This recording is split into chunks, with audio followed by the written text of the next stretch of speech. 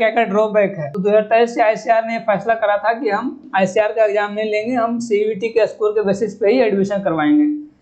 तो जब CUET का फॉर्म फिलअप करने का लास्ट स्टेज पे था, उसका डेट क्लोज होने वाला था, तब ICAR ने ऐसा नोटिस रिलीज करा था, जिसकी वजह से ये हुआ कि जो स्टूडेंट CUET का फॉर्म फिलअप कर दिए थे वो ICAR को चूज नहीं कर पाए। फिर आगे बात करते हैं डिले इन काउंसलिंग। तो ICAR जब काउंसलिंग में डिले करती है तो जो भी स्टूडेंट ICAR के काउंसलिंग से अदर स्टेट में एडमिशन लेते हैं, उस स्टेट में जो यूनिवर्सिटी है उस यूनिवर्सिटी में 40 से 50% का सिलेबस खत्म हो चुका होता है। तो जो भी स्टूडेंट जाते हैं उस कॉलेज में, उनको ये परेशानी फेस करनी होती है सिलेबस कवर करने में। साथ मैक्सिमम स्टूडेंट के साथ परेशानी ये आती है कि उनका सब्जेक्ट में बैक लग जाता है, कुछ लोग का ड्रॉप हो जाता है, वो फेल कर जाते हैं सारे सब्जेक्ट में, और फिर 1 ईयर का बैक लग जाता है। तो आप डिले काउंसलिंग में करते हैं, जिसकी वजह से सारी परेशानी स्टूडेंट को झेलना पड़ता है। फिर दूसरी बात करते हैं कि पुअर वेबसाइट मेंटेनेंस। इनका वेबसाइट कभी भी आपको प्रॉपर तरीका से नहीं दिखेगा। जब आप लॉगिन करेंगे तो वहाँ बोलेगा no user found, incorrect password, incorrect user ID। जब आप लॉगिन कर लेते हैं तब आपको वहाँ पे रैंक कार्ड ही हटा देगा कभी कभी, फिर आपका डॉक्यूमेंट का सेक्शन ही हटा देगा, फिर कभी कभी एडिट का ऑप्शन ही नहीं आएगा।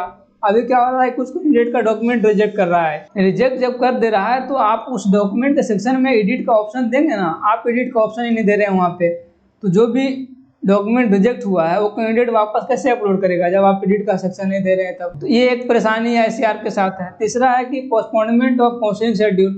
पहला इसका काउंसलिंग शेड्यूल होता है कुछ और, फिर कुछ दिन के बाद जब ये ICAR अपना रैंक कार्ड नहीं दे पाती तो वापस काउंसलिंग शेड्यूल को अपडेट कर। तो इसका कुछ भी फिक्स नहीं है कि कल ये क्या कर देगी, कल कुछ भी हो सकता है। अभी कुछ लोग के साथ दिक्कत ये आ रही है कि पेमेंट नहीं हो पा रहा है। आगे बात करते हैं डॉक्यूमेंट रिजेक्शन। अपलोड आधार कार्ड गैप सर्टिफिकेट। ICAR ने अपना काउंसलिंग ब्रोचर में आधार कार्ड का जिक्र किया, लेकिन जब आप डॉक्यूमेंट अपलोड करेंगे तो वहाँ पे आपको आधार कार्ड का कहीं पे सेक्शन नहीं दिखेगा, फिर गैप सर्टिफिकेट का भी सेक्शन नहीं दिखेगा। जब स्टूडेंट डॉक्यूमेंट अपलोड कर देता है, उसका वेरिफिकेशन होता है, फिर डॉक्यूमेंट रिजेक्ट हो जाती है यूनिवर्सिटी के द्वारा। यूनिवर्सिटी बोलती है कि आप आधार कार्ड अपलोड करो, फिर बोलती है गैप सर्टिफिकेट अपलोड करो। रिजेक्ट होने के बाद फिर उनको आधार कार्ड अपलोड करना होता है, गैप सर्टिफिकेट अपलोड करना होता है।